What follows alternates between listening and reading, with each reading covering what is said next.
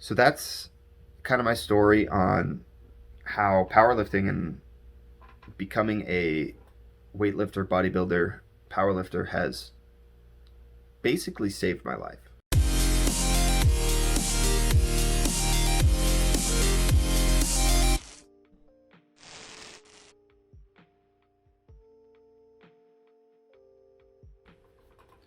How's it going today, guys? So today's video is going to be about how basically working out and being in the gym cured my depression and probably ultimately saved my life. It's a pretty heavy topic, but here we go. So, a little background on me.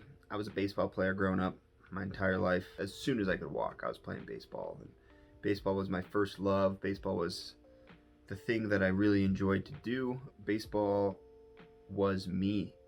And it came from coming from a family that was really big into baseball. My dad played semi-professional baseball. My big brother played baseball. My little brother played baseball for a while. But just growing up, my whole life, baseball was everything I looked forward to. When it was summertime, it was baseball time, and that's when I was the happiest. I was happiest playing baseball. Favorite sport. Still to this day, I miss it. But learned a lot of life lessons from baseball, and I ended up. I was pretty good. I was a pretty good baseball player, and in high school, made the All-Star team all 4 years. In Montana, it's a little different. We don't have high school baseball, so there's different leagues. But I made the All-Star team in my league all 4 years. And then I went off to college, and I thought that was kind of it for baseball for me until the age cutoff changed for our high school baseball. So it gave me one more year of high school baseball, even though I was in college already. So I went back home for that summer, and I played my final year of baseball, and I did very well. My batting average during the regular season was well into the 400s. In All-Star season, it was into 300s.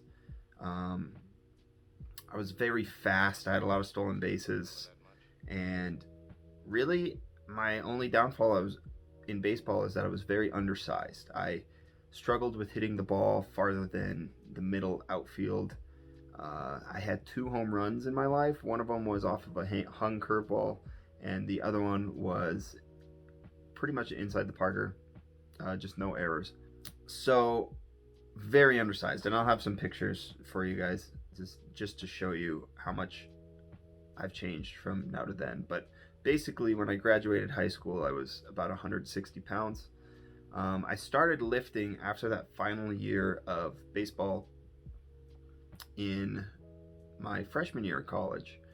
And I started lifting because I started to talk to coaches in college, and I started to kind of market myself as wanting to go to college for baseball because I didn't want it to end. It's the last thing I wanted was baseball to end. And I ended up getting a shot on a team, University of Mary,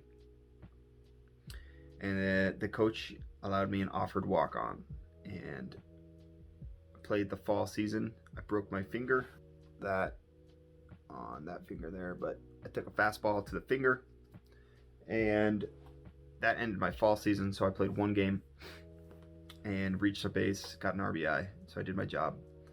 But after that, I tore my ACL, my MCL, my lateral meniscus, and my medial meniscus all at the same time, and I chipped my femur as well.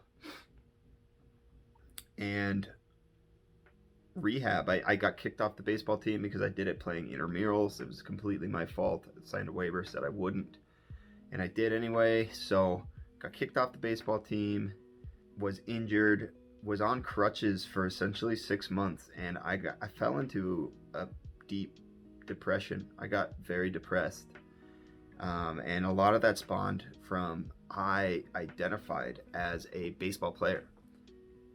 And when you take baseball away from someone who identifies as a baseball player, They no longer know who they were, and I didn't know who I was.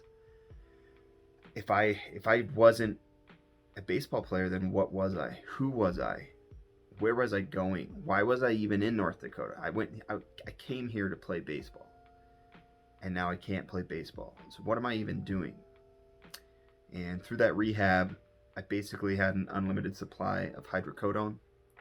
I became addicted to those, and through that, it just furthered my depression. I started doing worse in school. I started not showing up to class. I stopped getting out of bed for a while. I watched everything that was on Netflix at one point, which is an insane amount of Netflix. I was very depressed. And one day I woke up and I looked in the mirror. Woke up at 2 in the morning and I looked in the mirror because I was in pain because I didn't have pain pills. And I told myself, today's the day I quit. And I did. But I was still lost. And I didn't quite know what I wanted to do. There was one thing I knew for sure, and that was that I really enjoyed weight training.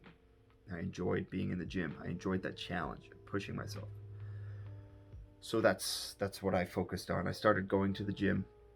I started focusing less on athletic training, so training for sports, and more on training for strength and size and power. That was 2012.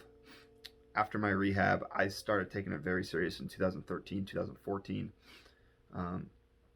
Got really into powerlifting. Ended up doing one meet, got third place with my deadlift. There was no squat at that meet, so it wasn't an official meet, but ended up getting third for my weight class and was very happy about that. Looking back on it, it was, I still kind of identified as a baseball player. And I missed that team aspect of stuff. And lifting weights is kind of isolating. I mean, you miss out on a lot of things. If you're training for an event, powerlifting or bodybuilding, you're missing out on a lot of stuff. So over the next few years, 2014, 2015, 2016, I took a step back from weight training and did it to stay in shape, but that was about it. I still very much enjoyed it. I did it for fun, did it with my friends. Me and my roommate would go every day to the gym. Well, every day we could. And really enjoyed it. And then 2017, 2018, I graduated college in 2016. So 2017, I started to fall back in love with sports training and sports-specific training. And learned a lot from Mike Boyle. Did a lot of single leg training. But I also started to fall back in love with powerlifting. So I started training again. Started going heavy on my squats. I also picked up hockey in that time.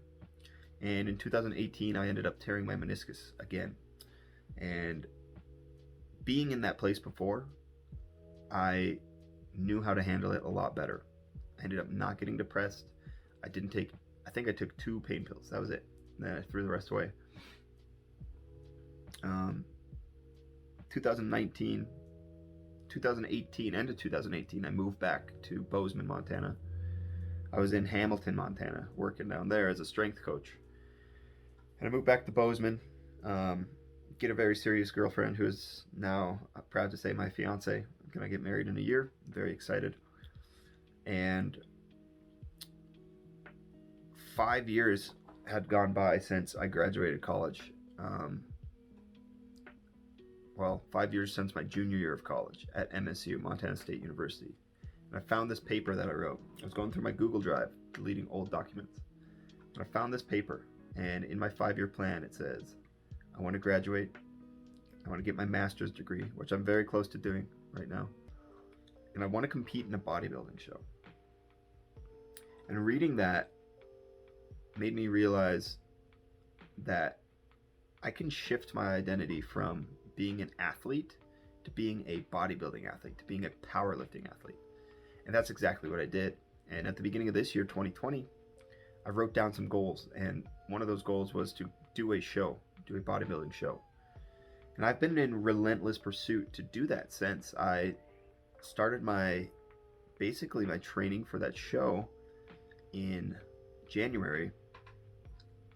The show was initially scheduled for May, and that got canceled due to COVID. And then I decided I wanted to do a show in June, which got canceled due to COVID. And now I'm doing a show in November, which will not get canceled.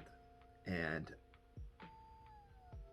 I guess what I'm trying to say, guys, is if you ever feel lost and you don't know how to identify and you don't know what to do and you don't know who you are, you don't know where you're going in your life, take a look at what your passions are.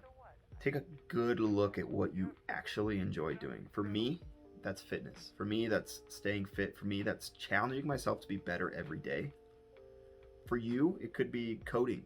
For you, it could be marketing. For you, it could be a whole number of things. But I encourage you to find that outlet in yourself. Maybe it's drawing. Maybe it's, painting. Find that outlet. Tap into it. It will change your life for the better. Without working out, if I didn't have that outlet, I would still be addicted to pain pills. I would still be depressed. Maybe I'd be addicted to even more severe drugs. Who knows? My life would be entirely different than it is now. Right now, I'm 27 years old. I'm engaged to my best friend, the woman that I love. I'm about to get my master's degree in sports psychology. And I'm enjoying what I'm doing every day. I'm making these YouTube videos. I love doing this. I'm working towards my first show. I'm 5.5 weeks out. I'm loving that process. I'm doing the things that I love to do, even if it means I have to make extra time for it. If you truly love it, you'll make the time for it and you'll do it. So that's kind of my story on how powerlifting and becoming a weightlifter, bodybuilder, powerlifter has basically saved my life, cured my depression. And I'm very humble, and this is a very serious message. It's a vulnerable thing for me to tell you guys, and I hope you guys appreciate that. Let me know down below if this has resonated with you in any way, helped you. I really appreciate that. It's important to be honest with ourselves, but it's also important to be open and honest with others. And that's something that I'm trying to live by more and more every day. So I appreciate you guys for watching this video. I appreciate you for sticking it through. And if there's anything I can do to help you guys, let me know. Reach out, hit me up on the DMs, hit me up on Facebook, leave a comment down below, DM me on Instagram, anything, and I'll help. Peace.